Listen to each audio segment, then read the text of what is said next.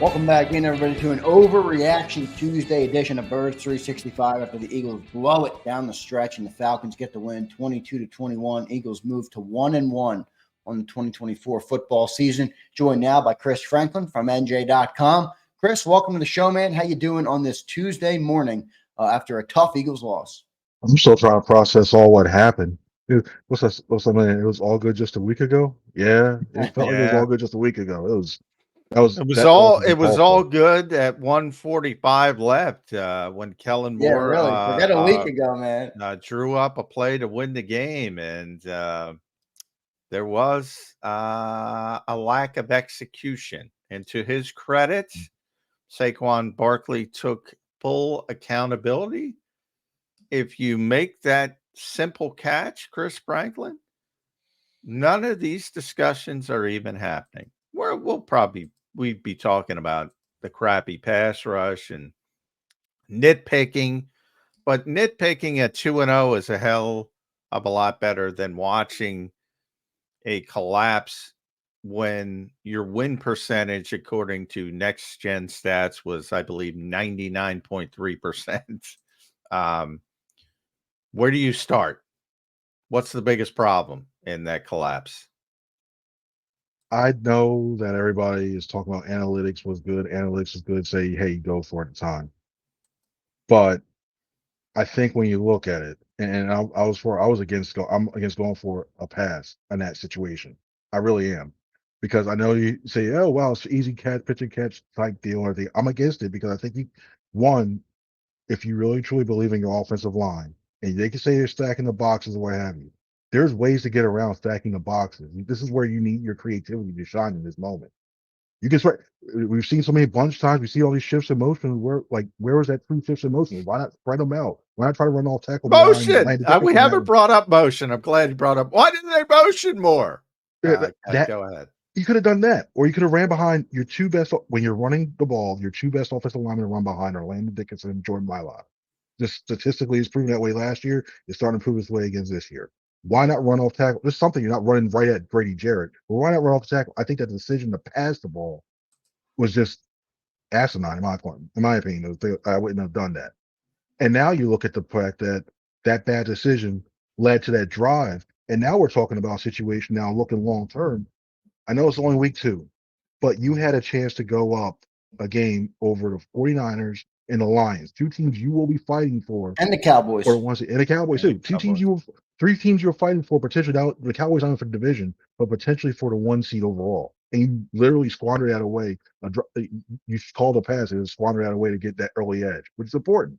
And it only highlighted more. I'm sorry, I'm rolling here. I'm sorry. Oh, go. When Keep rolling, baby. Talking about bad decisions, you look at it, just highlights the fact that you went for it on 4th and 4 in the first quarter. I don't care if it's the first quarter or what have you. When you look at the way that there's the mentality of sometimes you just want to say, you know what, they're a road team. We're getting up early. We just want to say the message like, you know what? Yeah, I'm with you on the 4th and 4. Kick the field goal early in the game. I'm with you there. This decision making, this pass rush, the questionable calls, it's just the missed tackles. It's just all culminated. That 2 minute just brought me sent me back to 2023 all over again. It was just, yeah, it was like that. What is going on? What I hear you with, and we'll talk about the decision making with the coaches, but since before you came on, you probably heard us talking a little bit about Jaylen Carter. What the hell's going on with Jaylen Carter? I get all the talk about Bryce Huff, but Jaylen Carter's supposed to be the guy. He's supposed to be the superstar. Chris Lindstrom kind of handled him by himself for the most part. Pretty good player, but he didn't start the game, Chris. What was that about? What's going on with Jaylen Carter? I just think he's over pursuing. He's getting a little too anxious, I think. There have been times where he's blown through a couple of gaps and he's going past the bypass and they run right behind him. I've seen that a little bit. I think it's also a byproduct of not getting enough production out of your edge rushers. Because we saw when Hassan Reddick was here, they would put one guy on one side, they would put Reddick on the left side, Carter on the right side, and teams could just go, you know what? We can't shift our line either way because you got to worry about both of them. Now, since you don't have a competent pass rush, especially on the Hub side, teams just go, all right, we know there's only really one true threat, especially in the middle right now, and it's Jaylen Carter. Shift the line that way. We're not going to let him beat him, and anybody else can do it. It's his problems we're pursuing. Yeah, that's correctable. I'm worried about more of this pass rush because when you look out what's available out there, unless you can swing a tree, it's going to get a lot worse. We might see a lot of blitzing, which against veteran quarterbacks now, you have another Making issue. blitzing. I guarantee Yeah. you that. Yep. He ain't, especially with guys who can't blitz. But he was very honest with us. Remember, I don't know if you were there that day, but he said, "You blitz basically when you want to. If you blitz when you don't want to, you're basically in trouble." Yep. And they're in trouble. And yeah, they're in trouble right now. All right. I'm going to defend Kellen Moore a little bit, or Nick Sirianni, whomever. A.J. Brown's not out there. Saquon Barkley's having a great day. He's your best player. You got a chance to go win the game. They dialed up the perfect play to win the game.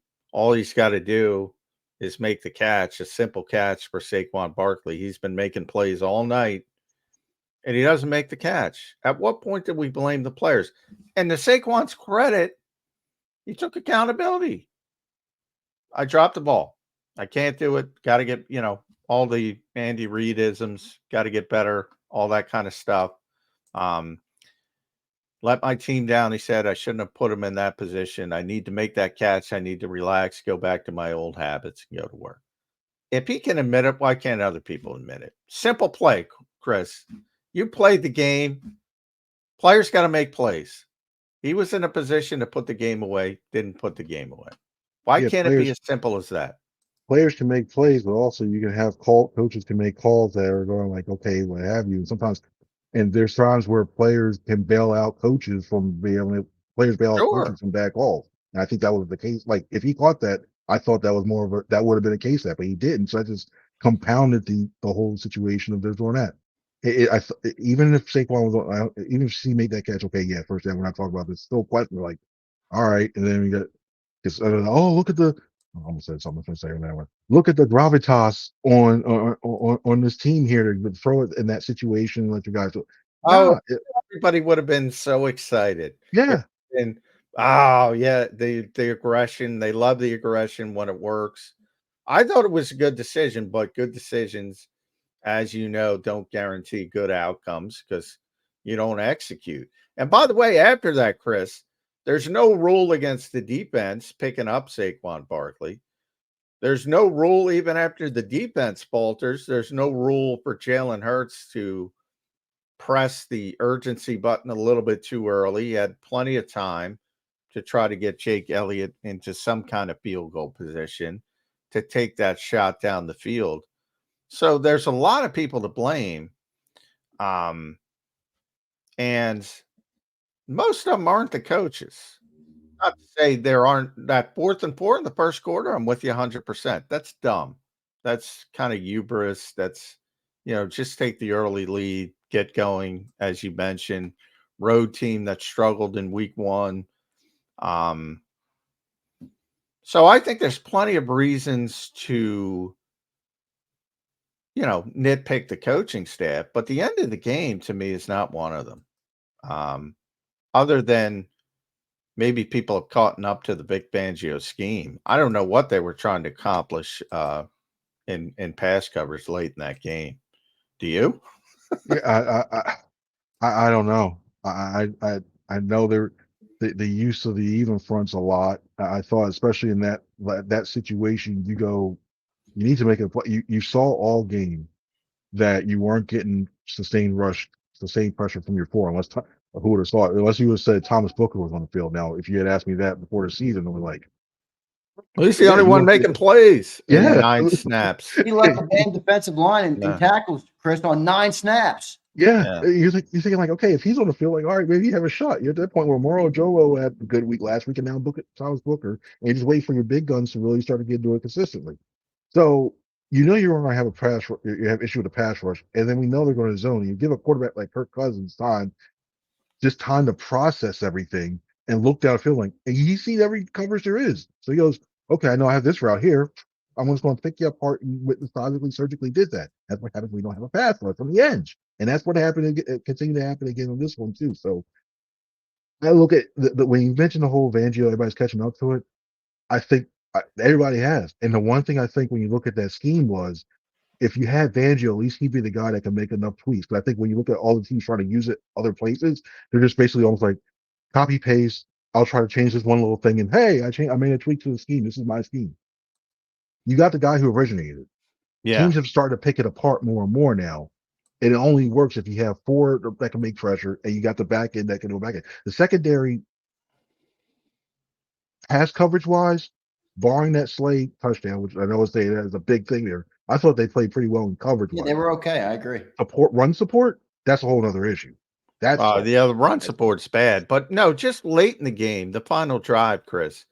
Why are they, the 65 seconds they scored, they had no timeouts. So 6 plays, 75 yards, 65 seconds, and 0 timeouts. To me, you got to funnel everything inside, and they're playing they're not even making them take some time. Even if you give up a 20-yard dig or something in the middle of the field, at least the clock is ticking. But they're letting guys get it. It doesn't make sense. I don't know what it is about Atlanta Falcons, whatever, but they seem allergic to Kyle Pitts. So if you don't have to really worry about him toward the middle of the field at that part, so you don't have to. So you really look at Drake London, Ray-Ray McCloud, Bijan going like leaking out doing a swing pass. Other than that, force everything inside. But they didn't do that, and ironically, on the touchdown to win the game, Slay was playing Drake London where he should have. But what I would have done, he was guarded against the post. It was an option route, and Drake saw it and, turned it into a corner, and Slay guessed wrong. And he was trying to – if I see 6'4", 215, I'm thinking post too. I'm thinking he's going to use that big body, whether it's power forward, blocking him out. But he went the other way. So sometimes you got to tip your hat to the other team. I thought that was a nice adjustment from Drake London and Kirk Cousins. I did. You got to give the other team credit at some point. You give credit on that play, but it should never even came down to a goal line that deep with only left with your defense got bend down in that way. No team with aspirations of going to the thing. It felt, of all times, how many times did we make fun of the Atlanta Falcons for 28-3? Or just like making a late drive, something like that for it. All of a sudden, like the roles flipped, like when the Eagles became the Falcons back then and playing the Patriots. Like, oh, okay, I feel good. I feel good about it. Like, there are so many. This is one of those moments. I know it's a good way to call it overreaction Monday, because it's week 2, and it's still a lot of football to go. But to be among those teams, those elite teams that we mentioned early on, if you want to have a shot, you better get this corrected as fast as you can, because if not, we've seen how all of a sudden the NFC looks like it's deeper than we all expected it to be. And starting this week, maybe New Orleans is better than San Francisco or Detroit and Tampa coming up right after that, who's looking pretty dang good right now too. Yeah, especially the Saints game. Saints really something about. I think I feel better about the Buccaneer game. That Saints in that dome without AJ Brown, with that defense the way it's playing right now, faces another Shanahan scheme. I think it's sitting too well right now. This offense, by the way, go ahead, Zander. Chris, I want to ask about Jalen Hurts. I was hard on him in the first hour. Some agree, some disagree. I thought that decision at the end of the game, I thought he played a decent game. I thought that decision was egregious. Just like I think you could have iced the game if Saquon makes the catch. I think he had a chance there to get out of there with the win, get in Jake Elliott field goal range, and take the game. They're 15 yards away from range. There's 25 seconds on the clock. It's 1st and 10, and you have a timeout. He forces the ball 25, 30 yards down the field, and Jesse Bates intercepts it. I thought it was an egregious decision by the quarterback there at the end of the game. Am I being too hard on Jalen Hurts? I think it's one of those things where he's looking to try, like we hear sometimes, a lot of times when you go down the field, you're trying to get it to your best players in the field, where your best players on the field, you try to go to Devontae Smith. And I think that was a situation where you think he forced that into there, and that you didn't have to do it then. One of those things, like it's almost like from up top, you can start to see like Bates knew. It's almost like teams are starting to see like, okay, in this situation, he's going to force it to either AJ Brown or Devontae Smith, which I don't know, but certain situations not. So I think that was a play that you probably shouldn't have thrown. You probably shouldn't have thrown the ball in that situation. Yeah. I think the bigger thing I'm worried about is we saw him make an appearance in the fourth quarter, but before then we didn't see him all the way to the first quarter. Why wasn't Dallas Goedert running down the middle of the field or something like that, or trying to scheme him up too? Because he just disappeared in this offense all of a sudden. You don't know what's going on there. I think he could have been vital, especially if your safeties are playing that well and that deep and playing that well on the outside. Dallas Goedert's a good weapon to use. We know his ability to run after the catch. So why not even take the safe route? Just keep on going like 10, 15 yards. We know how much the team can run, practices the spike downs and everything else. Find him in the middle of the field for about 10, 15 yards. You can get that. We know Jake, and also Jake Elliott's leg. Now I know, like going in that direction. I know it's supposed to force the river and all that stuff, and it can be tough at times. But you're going that way. You see them kick. I'd probably say 55 yards. I think they would have been able to get a field goal if they continued to like manipulate the middle of the field there. There's just so many. That was another thing I think they could have done to get them in a better spot to win that game, especially in that position they were put in. Yeah. Offensively, boy, this team is different when AJ's not on the field. You mentioned him, and he's not going to be back. At least that's what he supposedly told Troy Aikman for a couple weeks at least. It's like pulling teeth when he's not out there, Chris. I mean, great player. People should realize that. I think he's the best pure football player on the Eagles. I say it all the time. They got to do a better job persevering without AJ Brown. How does that look? Is it Dallas Goedert? You just kind of mentioned. Jahan Dotson, non-existent. Paris Campbell. Why did you cut Patrick Johnson to get Paris Campbell up with that roster manipulation? That's going to be another Christian Ellis thing. Watch. Somebody's going to pick up Patrick Johnson. Probably 5 teams are going to claim him on waivers. Why? Because you needed Paris Campbell so bad to, I don't know, stand in as a scarecrow on potential offensive plays. Why can't this team persevere better when AJ Brown's not on the field? I don't know.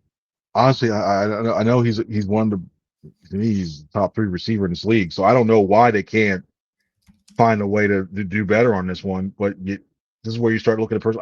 Like the fact that you had Britton Covey. This is not a knock against these guys, but that Britton Covey and Grant Calcaterra looked a lot better than the 2 got like who got the ball, or especially early on, than the 2 guys you said the offense run through and Devontae Smith and Dallas Goedert. That says a lot. And that says a lot. You got to do a lot better in trying to find more ways of getting these guys the ball. I don't mean doing screen passes. There are ways you can get guys open. Maybe out formation them. Maybe you put Devontae Smith in the background, trying to give him that pre-release out there as well. So maybe you use the things. Maybe you use 2 backs more to try to throw some things off. But the way you can't do it, especially against good defense, getting ahead to next week, but I think you see something similar with the Falcon defense. Teams that very good horizontally and get that speed there. You're going to need to find a way to push them vertically because they're going to take advantage. They're going to say, oh, you know what? AJ Brown's not here. And you're just going to do a little like 10, 15, like 15 yards as your max thing, trying to attack it down the field. Oh, bring everybody up. We just stop Saquon Barkley and kill at the same time. So they need to find a way to get these guys more creative. Tell Moore, I know it's only it's only week 3, but this is going to be very important for Kellen Moore to establish himself. They say, you know what? I know what I'm doing here as the offensive coordinator. I can really get these guys going. There are so many things to complain about in this game that are obvious, but one that's not as obvious that drives me insane because we're 4 years in, Chris, and I asked Nick about it after the game. What the hell with these illegal man downfield penalties? Why do they struggle with it and other teams don't? Timing. It's whole time. Is part of it on Jaylen, like where they don't know what he's going to do with the ball? Well, that nobody can know. Right. The offensive lineman. But yesterday I think was Cam, because Cam was like a bat out of hell on both of his illegal man downfields. Maybe it's just he's new, obviously, at playing the center position because he's just bolting out like it's like it's a traditional running play. and all of a sudden they're RPOing it to Cubby, and poor Cubby's getting 9-10 yards, and they're getting called back, and everybody's saying, "Oh, he's averaging 3 yards a catch." Not if they stop going downfield. Yeah, a lot of times it's all teaching, all timing. And for the Eagles' sake, I remember when I think it was 2021 when they had the issues when they were trying, they kept getting all these legal bands outfield. Well, do it. Well, they moved away from it for a little bit, worked on it behind the scenes and thing, and then brought it back out. Yeah. I know you want your guys to be aggressive, trying to get downfield to get blocks. That's just a way where you just gotta go, you know what, just hold your water just for a little bit, because you're not, as a center, you're way further away from that play. And I know they're taught most of the time it's just treat it like it's a run play. Off the line, just run downfield, treat it like a run play. That ball's supposed to be out. Well, Yeah. quick decision is supposed to be out. He's training more like he's really trying to get out there like faster than the other guys. Like slow it down just a half second, they'll be It's fine. too But quick, man. He's it's out too- there yeah. 3-4 yards, and they were all good calls to Nick's credit. He was like, "That, yeah, the reps got him right," and they did. But it's a problem because you use the right term. It's teaching, right? And the same thing with rub routes over the years. Like the yeah. Eagles are the worst rub route team in the NFL. I'm convinced. And that's all teaching. And then I start to look at the coaching staff, because that's your job to teach these guys not to make it obvious that they're picking. And too often the Eagles have gotten into issues with that and the illegal man downfields. It's 4 years now. The teaching's got to be better, in my opinion. I think the rub routes have gotten better, because I think when you look at 2021, like almost like a basketball, somebody was trying to literally set a pick behind somebody. Yeah. And I was like, what's going on? They've gotten better. I mean, when we look at last week, there was a rub route concept, mesh concept where they didn't necessarily get out, but somebody kind of threw their backside a little bit more and it was like, hey, I'm not touching you, I'm not touching you, I'm not touching you. And they had to go around the long way, and it worked out. Now you see it this way too. It's basically where you're back at the same thing with this RPO concept, which is a good tool when it's effectively, because Jaylen gets in the rhythm. He seems real comfortable with it. You need your offensive line. It's part of it's on the offensive line. Part of it's also on the back end with Jaylen and everything else, making it quick too. Not a lot, but Cam just needs to slow down a half a second. That's all it is. And that's still, he just needs to rep it more in practice and make sure he does it in games. You can do it in practice looks fine, but if you do it in games, stuff like that, then that's when you start concerned consistently can do it over and over and over.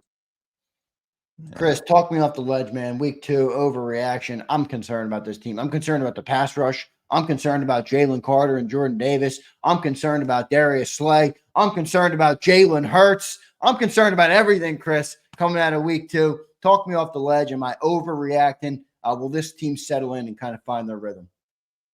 The only thing I'll say about an overreaction, and I'm not even believing this one myself on top when it comes to the pass rush, like especially when certain number 0 price off. When you look at the big free agent signings when they first got to the team, Javon Curse, we all know how that ended too, but Javon Curse, first 2 weeks, he didn't have a sack. Hassan Reddick, when he first joined the Eagles, first 2 weeks, he didn't have a sack, and then we know what he did later on. I don't see anything about that. I'm seeing Bryce Huff's going to come out of that, but there's that's the only reason I think if we were talking about like Zander, come back. There's more to life going on for. I'll use that stat to you. I don't believe it right now, but I see that too. I look at that one. You're really starting to look at this team where this is going to have to be. We don't have AJ Brown. It's completely different. It scares you, but it looks like it's going to have to be a team that's going to have to play in a lot of shootouts this year, and you're going to need your offense to win you the games, because if not, they're going to jump out on teams early, which is why you kind of should take that field goal. But you need to jump out on teams early, so that way you can try to at least get some semblance of a chance to try to get past with a fixer or whatever. So I got nothing.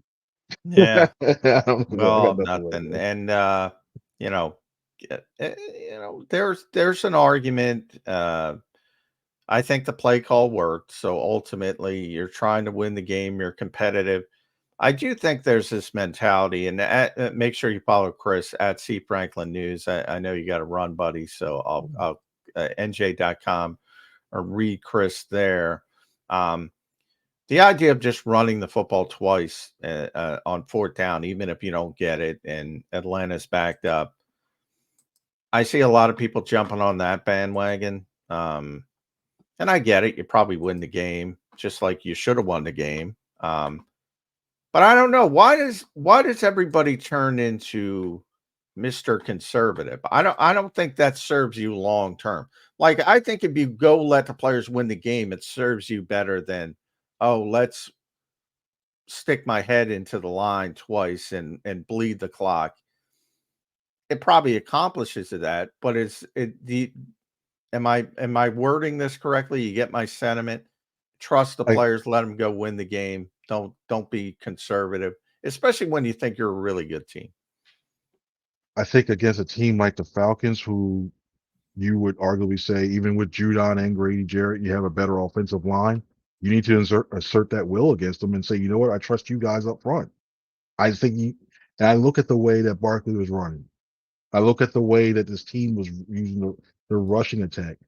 Even if you ran a naked bootleg with Hurts, get everybody flowing. You know everybody's going to be anxious. You know everybody's going to try to float the ball. Come out with something different. But I just don't think in that. I still think with this run game, with the running back that you paid all that money for, with those offensive linemen that you paid a lot of money on extension wise, on the edges, at the tackles, and the one guard, Landon Dickerson. Those guys should be able to, in that situation, even if you get with this line and that running back, if you can't get 3 yards in those situations on 2 chances, I think you have a bigger problem than what you have. And I think with the way to do it, they would have picked it up, kept it in the middle. Everybody's laughing. Ha ha ha. We take the knee and we see all this stuff. And Saquon finally gets his first win in the link. And we see all the things. Oh, look at this. Kelsey runs out on the field, blah, blah, blah. But you didn't do it. You didn't trust your line.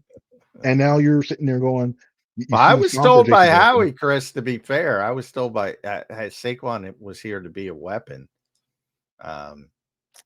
Weapon includes the passing game. You had a nuclear deterrent and you didn't use it. And that's what happened. You did. Nice. I like it. At C Franklin News. Yeah. At C Franklin News. Make sure you guys follow Chris. Does a great job for NJ.com. Chris, you failed to talk me off the ledge, but that's all right, brother. I don't know if anybody could today. Thanks for joining the show today, man. We'll talk to you again soon. All right, brother.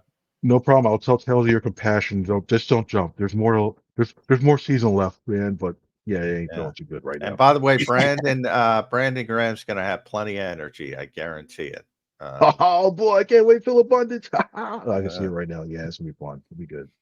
All right, Chris. Talk to you again soon. All right, thanks, guys. You have a good one now.